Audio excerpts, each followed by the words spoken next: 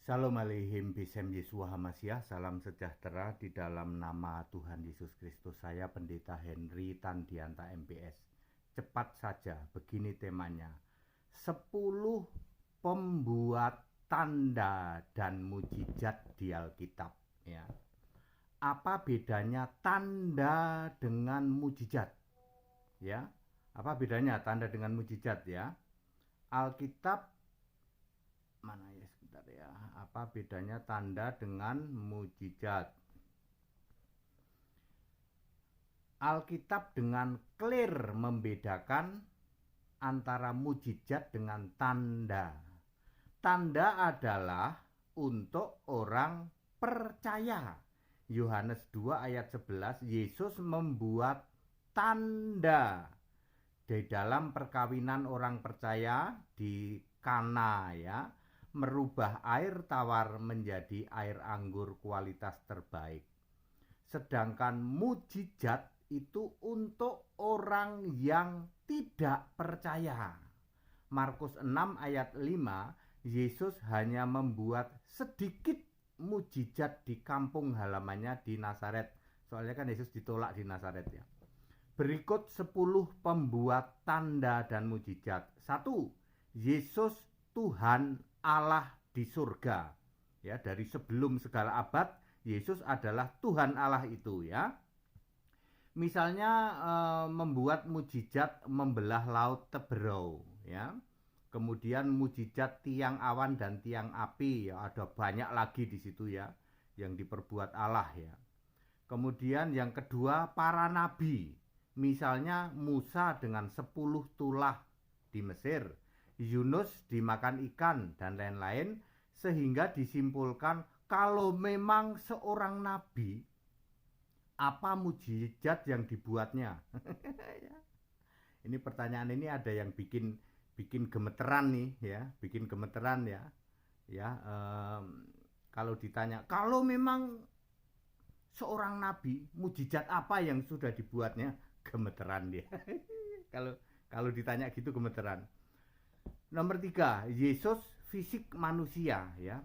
Yesus manusia membangkitkan orang mati 3 kali ya, yaitu Markus anak janda di Nain, Lukas 7 ayat 14 dan 15. Kok tahu kalau Markus, Pak? Makanya sekolah Alkitab biar ngerti ya.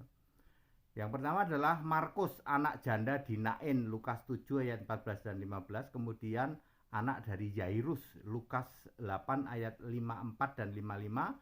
Kemudian Lazarus ya, Yohanes 11 ayat 44 dan 45. Yesus anak manusia juga membuat banyak lagi mujizat dan tanda ya, banyak lagi ya. Nomor 4, Petrus dengan nama Yesus dari Nazaret. Demi nama Yesus dari Nazaret ya, bangkit dan berjalanlah. Kisah pasal 3 ayat 6. Terjadi di pintu gerbang bait Allah. Andai kata Petrus itu bilang dalam nama Yesus Kristus, maka dilempari batu.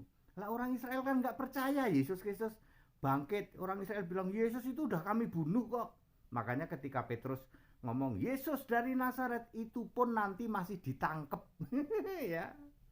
Kemudian nomor 5, Petrus dan Paulus ini juga membuat tanda dan mujizat. Petrus ini membangkitkan Dorcas, Kisah 9 ayat 10. Paulus membangkitkan Oitikus, Kisah 20 ayat ayat 9 dan 10. Nomor 6 ini dia, Simon tukang sihir jalanan, Kisah 8 ayat 9 dan 11. Juga Elimas tukang sihir, Kisah 13 ayat 8. Itu juga bisa bikin mujizat. Nomor 7, nabi palsu dan Mesias palsu, Matius 24 ayat 24. Ciri-cirinya mujizatnya heboh, dahsyat, tapi menyesatkan. Misalnya KKR penyembuhan ilahi. Ya, tepuk jidat ya. KKR penyembuhan ilahi adalah mujizat yang heboh, dahsyat, tapi menyesatkan. Itu mujizat dari nabi palsu dan Mesias palsu. Nomor 8, Beelzebul iblis, Lukas 11 ayat 19. Yesus berkata, orang-orang Yahudi mengusir setan dengan kuasa Beelzebul iblis.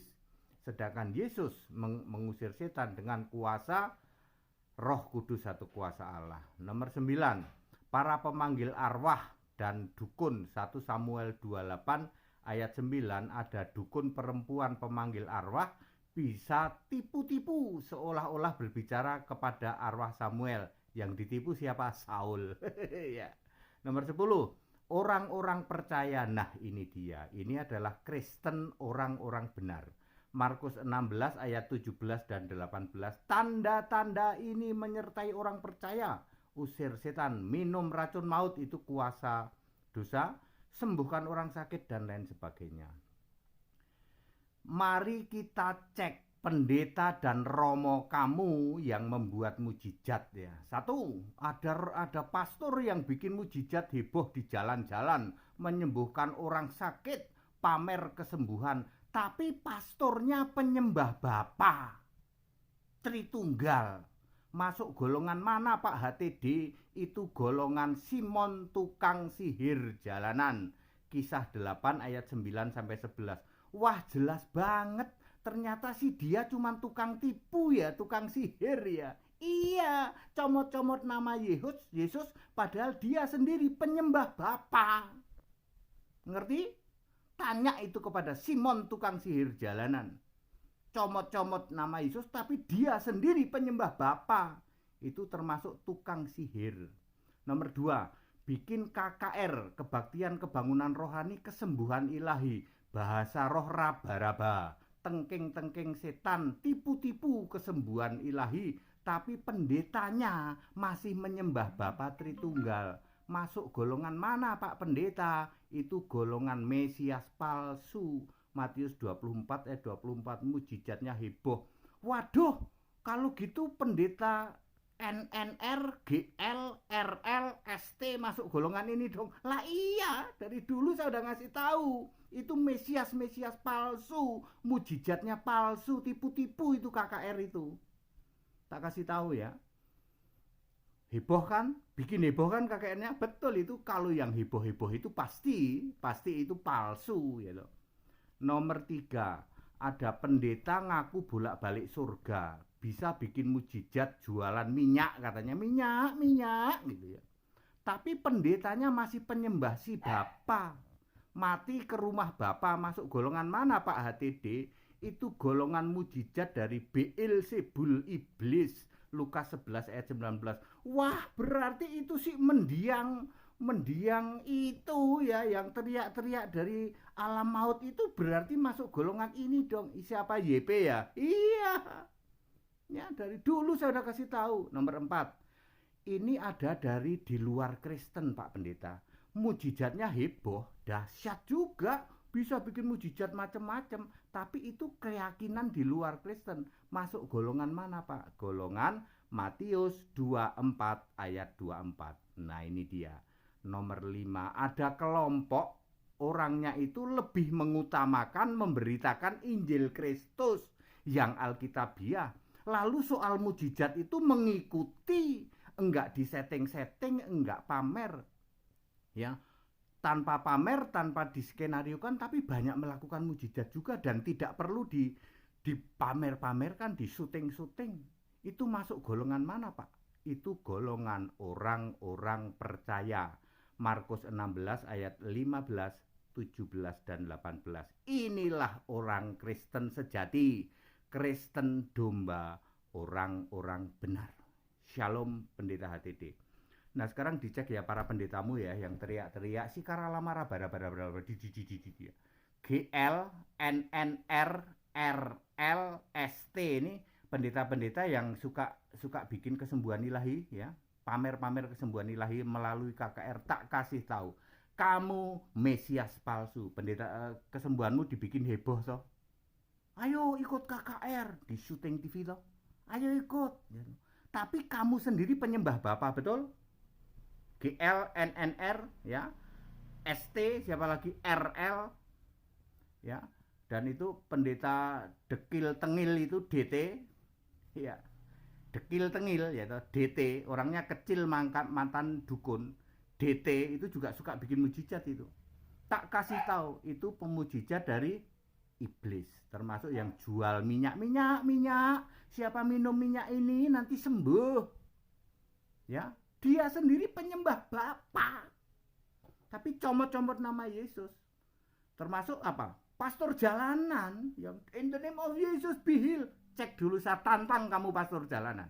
Kamu penyembah siapa? Bapa apa Yesus? Bapa itu Yesus, Pak. Pret. Ya, Bapa ya Bapa, Yesus ya Yesus. Yesus tidak pernah ngomong aku ini Bapa, nggak pernah. Kalau kamu mau penyembah Yesus, sembahlah Yesus satu-satunya Allah. Lalu kamu akan berubah. Ternyata kesembuhan itu nggak usah pamer, betul. Kayak Markus 16 ayat 15, beritakan dulu Injil Kristus. Kamu pernah beritakan Injil Kristus nggak? Ya, pastor jalanan, NNR, GL, ya, siapa lagi? RL, ya, siapa lagi? ST, siapa lagi? Ya, dekil tengil, ya, DT, ya, atau TD apa DT itu? Ya sama saja, tengil dekil atau dekil tengil, mantan dukun yang kecil meringkil itu. Ya, kalau kamu penyembah Yesus, kamu akan ngerti mujizat itu nggak usah pamer. Yang penting beritakan dulu Injilnya, lalu tanda ini menyertai orang percaya, tumpang tangan sembuh. Nggak usah dipamer-pamerin. Bukan mujizatnya yang penting, pemberitaannya dulu. Markus 16 ayat 15, beritakan Injil dulu. Maka ayat 17, tanda ini menyertai orang percaya, itu yang benar, Kristen, orang-orang benar, kelompok domba. Clear? Pada tingkat sadar, tepuk jidat Pak, lah berarti pendetaku itu nipu semua Pak ya, dengan KKR itu nipu, tak jamin nipu. Kalau toh sembuh, nggak usah perlu pendeta, itu di luar banyak yang sembuh, di luar ya nggak perlu pakai nama Yesus, banyak yang sembuh. Ya, ngerti? Ya, jadi bedakan dengan orang-orang benar. Orang-orang benar itu juga bisa bikin kesembuhan. Baca saja Markus 16 ayat 17. Tanda-tanda ini menyertai orang percaya. Ya, ya clear ya. Ya, segala hormat kemuliaan untuk Yesus Kristus, satu-satunya Allah yang benar. Ikut sekolah Alkitab biar mengerti seperti ini. Kalau mau dibaptis setiap hari Selasa di Cibubur, Jakarta. Haleluya, amin.